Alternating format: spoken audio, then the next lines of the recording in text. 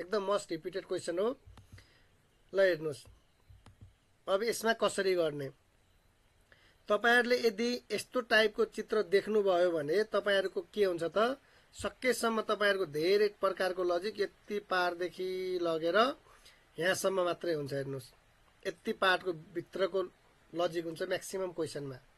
तपाईहरुले यस्तो चित्र देख्नुभयो भने मैले जहाँनिर अहिले अर्को कलरले तपाईको मार्क गरेको छु त्यतिसम्मको आफ्नो के हुन्छ त लजिक हुन्छ। जस्तो अहिलेको क्वेसनमा हजुरहरूले हेर्नुभयो भने ल यो मार्क गरेकै ठाउँमा हेरौँ।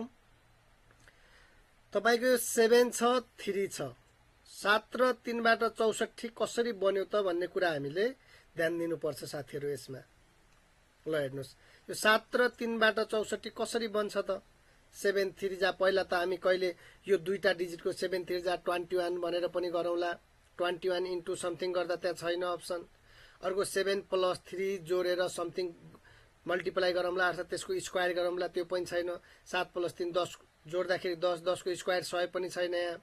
तर 7 र 3 घटाउनु पर्यो एकचोटि। ल हेर्नुहोस् त यो 7 र 3 को फरक कति, यो 7 र 3 को फरक कति हाम्रो 4 हुन्छ। 7 र 3 को फरक कति 4 हो। यो दुईटा 4 को फरक यहाँनिर 64 देखियो। ल हेर्नुहोस् त्यस्तै यता हेरौँ 5 र 4 को फरक कति, यो दुईटाको फरक कति 1, त्यो 1 को क्युब 1 नै हुन्छ। त्यस्तै तपाईहरुले हेर्नुभयो भने 11 र 8 को फरक कति 3 हो।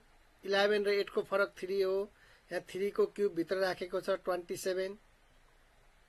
त्यस्तै अर्को कुरा के 8 र 2 को फरक कति त साथीहरु यसमा 6 हो। 8 र 2 को फरक कति 6 हो। 6 को क्युब यहाँनिर कति हुनु पर्यो त 216 यसको आन्सर हुनु पर्यो। ल हेर्नुहोस् यो त एकदम मोस्ट रिपिटेड क्वेसन हो। तपाईको विगतमा नाइफ सुब्बामा क्यारेट र अनुसन्धानमा सोधिसकेको छ। हजुर भन्नुस् त फेरि एकचोटी भनिदिनु न। ल हेर्नुहोस् यसमा के छ भन्दा तपाईको यो दुईटा बाहिरको फरक, जस्तो हेर्नुहोस् है यसमा तपाईको लजिक के छ त बाहिरको फरक। बाहिर दिएका तपाईको दुईटा सर्कलमा छन् यसमा हैन, दुईटा सर्कल छन्, एउटा बाहिरी सर्कल एउटा भित्र सर्कल।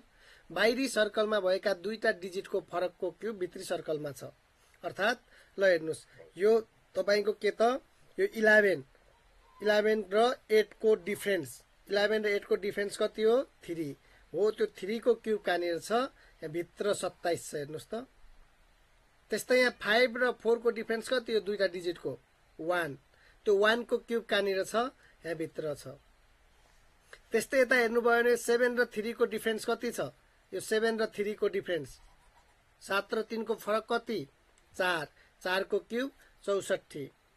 त्यस्तै यहाँ तपाईको 2 र 8 छ, 2 र 8 को फरक कति हो त 6 हो। 6 को क्युब भनेको कति हो त 216 हाम्रो यसरी आन्सर हो।